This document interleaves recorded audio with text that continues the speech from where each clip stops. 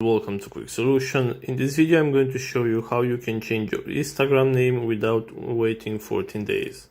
So let's say you changed your name a couple of times and you want to change it again, but you cannot do that. And if I'm going to my profile right here and select edit profile, and I want to change my name real quick.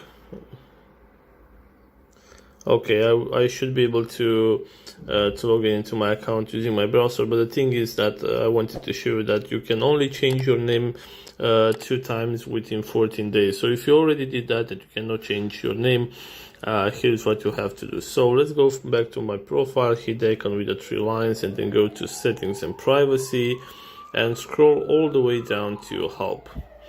And right here I'm going to select report problem without shaking, include and continue. So right here the thing is that we can submit a report to Instagram team and explain them why we want to change our name, and you can say that you misspelled your name, or you entered the name incorrectly. It's very important that you explain the problem with as much details as you can, so that they can understand the problem and they can help you. So after you complete this form right here, you'll have to hit send button and wait back for the Instagram team to reply.